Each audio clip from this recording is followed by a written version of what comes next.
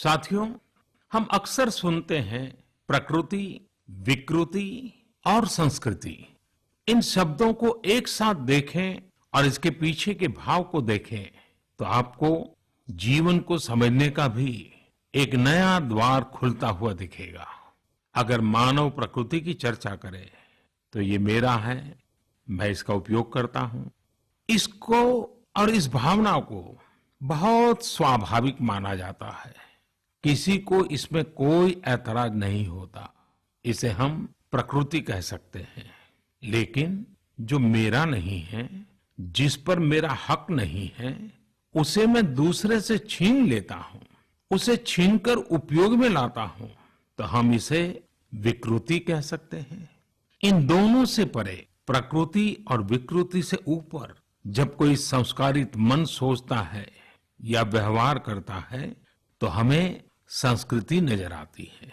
जब कोई अपने हक की चीज, अपनी मेहनत से कमाई चीज, अपने लिए जरूरी चीज, कम हो या अधिक, इसकी परवाह किए बिना किसी व्यक्ति की जरूरत को देखते हुए खुद की चिंता छोड़कर अपने हक के हिस्से को बांट करके किसी दूसरे की जरूरत पूरी करता है, वही तो संस्कृति है।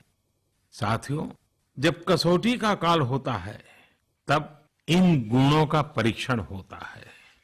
आपने पिछले दिनों देखा होगा कि भारत ने अपने संस्कारों के अनुरूप, हमारी सोच के अनुरूप, हमारी संस्कृति का निर्वहन करते हुए कुछ फैसले लिए।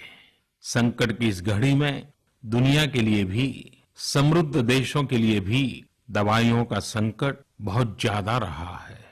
एक ऐसा समय है कि अगर भारत दुनिया को दवाइयां न भी दे तो कोई भारत को दोषी नहीं मानता। हर देश समझ रहा है कि भारत के लिए भी उसकी प्राथमिकता अपने नागरिकों का जीवन बचाना है। लेकिन साथियों, भारत ने प्रकृति विकृति की सोच से परे होकर फैसला लिया। भारत ने अपनी संस्कृति के अनुरूप फैसला लिया। हमने भारत की आवश्यकताओं के लिए जो करना था उसका प्रयास तो बढ़ाया ही, लेकिन दुनिया भर से आ रही मानवता की रक्षा की पुकार पर भी पूरा पूरा ध्यान दिया। हमने विश्व के हर जरूरतमंद तक दवाइयों को पहुंचाने का बीड़ा उठाया और मानवता के इस काम को करके दिखाया। आज जब मेरी अनेक देशों के राष्ट्राध्यक्षों से फोन पर बात होती है तो वो भारत की जनता का आभार जरूर व्यक्त करते हैं। जब वो लोग कहते हैं thank you India, thank you people of India, तो देश के लिए गर्व और बढ़ जाता है। इसी तरह इस समय दुनिया भर में भारत के आयुर्वेद और योग के महत्व को भी लोग बड़े विशिष्ट भाव से देख रहे हैं। सोशल मीडिया पर देखिए, हर तरफ इम्यूनिटी बढ़ाने के लिए किस तरह से भारत के आयुर्वेद और योग की चर्चा हो रही है। कोरोना की दृष्टि से आयुष मंत्रालय ने इम्यूनिटी बढ़ाने के लिए जो प्रोटोकॉल दिया था, मुझे विश्वास है कि आप लोग इसका प्रयोग जरूर कर रहे होंगे। गर्म पानी, काढ़ा और जो अन्य दिशा निर्देश आयुष मंत्रालय ने जारी किए हैं वो आप अपनी दिनचर्या में शामिल करेंगे तो आपको बहुत लाभ होगा।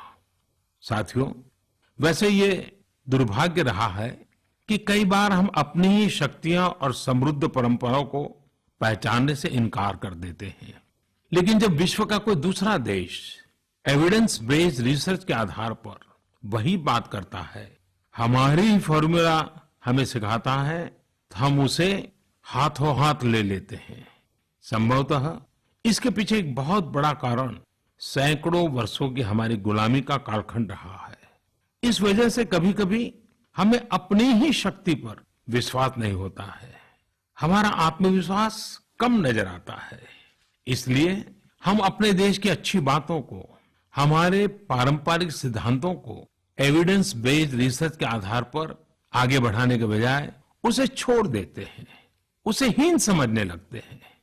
भारत की युवा पीढ़ी को अब इस चुनौती को स्वीकार करना होगा।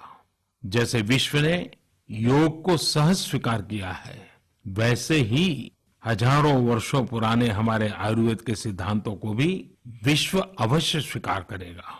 हाँ, इसके लिए युवा पीढ़ी को संकल्प लेना होगा और दुनिया जिस भाषा में समझती है उस वैज्ञानिक भाषा में हमें समझाना होगा, कुछ करके दिखाना